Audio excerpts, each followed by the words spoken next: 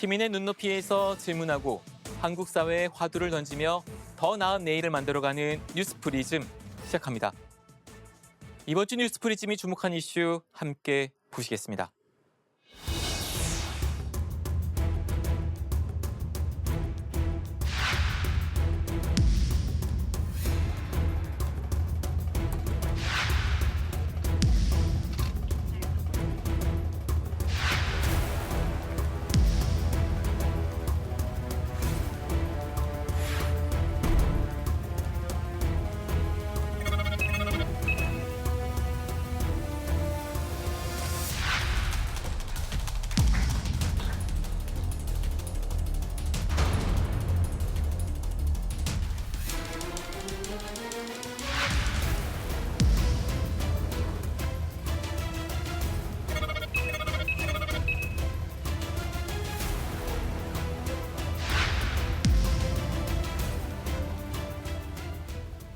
(6일) 지방선거에서는 지역 정치와 행정 일꾼뿐만 아니라 교육 일꾼도 뽑습니다.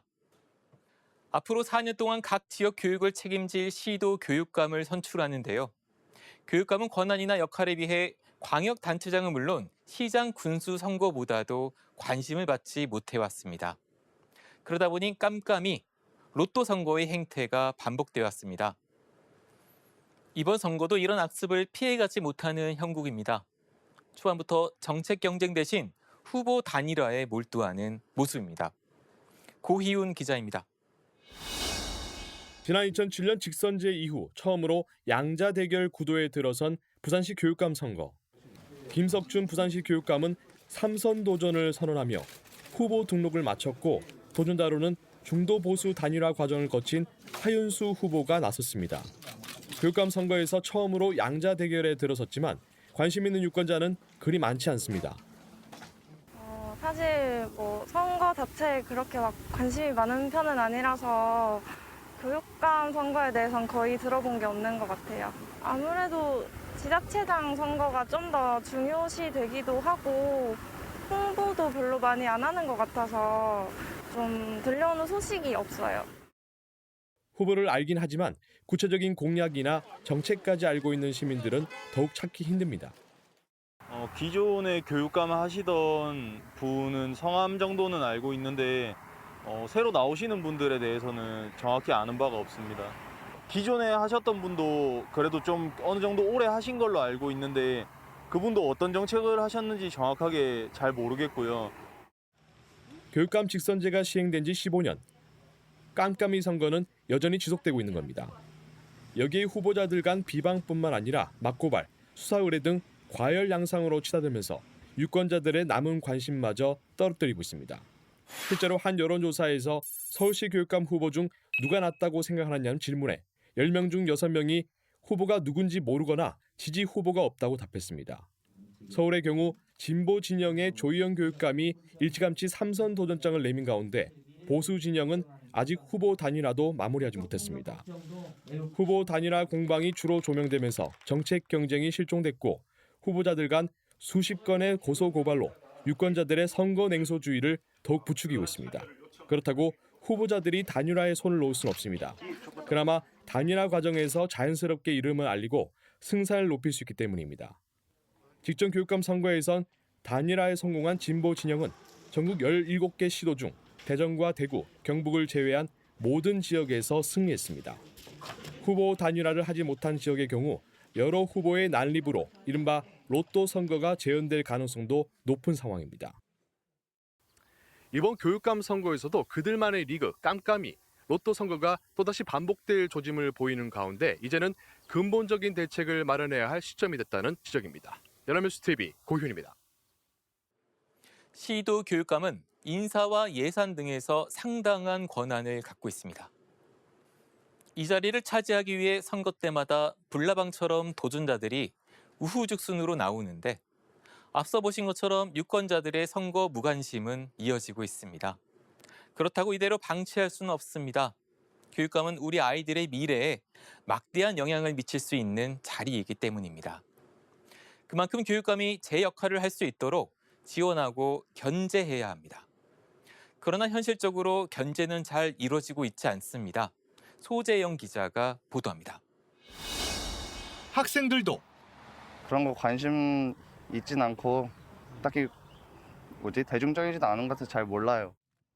학부모들도 정보가 전혀 없다 보니까 뭐 그런 어떤 사람을 뽑아내려고 이러는지 판단하기가 좀 어려운 부분이 있어요. 교육감의 역할과 정책에 대해 잘 모르는 게 현실입니다. 하지만 교육감은 아이들의 교육 환경 전반을 좌우하는 막중한 역할을 맡고 있습니다. 시도 교육감들은 교육 소통령으로 불릴 정도로 인사와 교육 정책에 있어서 막강한 영향력을 행사합니다. 재작년 기준 17개 시도교육청의 지방 교육 예산 규모는 모두 82조 원에 달합니다. 고정 지출되는 교육 인건비 비중이 높지만 특정 학교를 지원하거나 교육 환경을 개선하는 등 교육감 재량으로 쓸 수 있는 예산도 적지 않습니다. 교원 인사에 대한 권한을 갖고 각 시도의 교육 정책을 바꾸는 것도 모두 교육감의 역할입니다. 일부 지역은 중간고사, 기말고사가 폐지되기도 하고요. 이런 모습을 봤을 때 교육감의 말 한마디, 교육감의 시책이 교육 현장에 미치는 영향이 크다고 생각합니다. 하지만 교육감의 큰 권한에 비해 견제할 수 있는 장치는 상대적으로 약합니다. 교육 예산 등에 대해 지방의회가 견제하지만 교육에 대한 전문성이 부족한 만큼 제대로 된 역할은 미흡하다는 평가가 많습니다. 특히 교육감과 비슷한 성향의 정당이 지방의회를 장악하고 있으면 견제는 사실상 어렵습니다. 막중한 역할을 맡은 데다 사실상 견제받지 않은 권력인 만큼 선거라도 제대로 치러야 하지만 현행 교육감 선거는 그야말로 복마전입니다. 교육에는 정파성이 없다지만 보수와 진보 진영으로 갈려 직선제로 선출되다 보니 각 후보가 정치 세력화되는 등 논란이 끊이지 않고 있습니다. 지지 세력과 지지 이념 세력이 있다 보면 당선된 후에 그 지지 세력들의 이념이나 정책을 또 추구할 수밖에 없는 그런 폐단이 있다고 봅니다. 선거 과정에서도 무리한 단일화 등 짬짬이 거래로 직선제 도입 뒤 수사나 재판을 받은 교육감만 20명에 달합니다. 일각에선 보수와 진보로 갈리는 정파성 자체를 인정하고 정치 세력과 연대해 책임을 물을 수 있는 직선제 구조를 만들자는 목소리도 나옵니다. 연합뉴스TV 소재형입니다.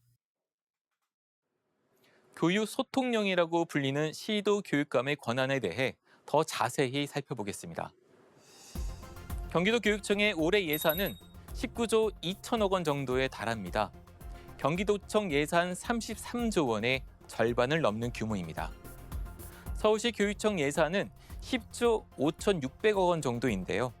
시도 교육청에 지급되는 교육 교부금까지 포함하면 실질적인 예산은 더욱 커집니다.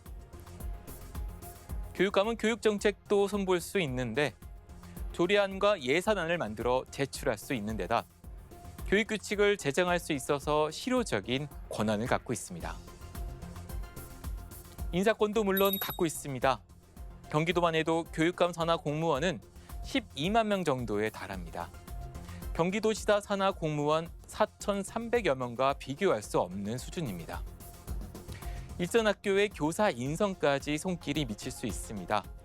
일부 교육감들이 친분과 성향에 따라 특정 교원들에 대해 승진 및 요직 전보 인사를 한다는 인사권 전행 문제가 계속 제기돼 왔습니다.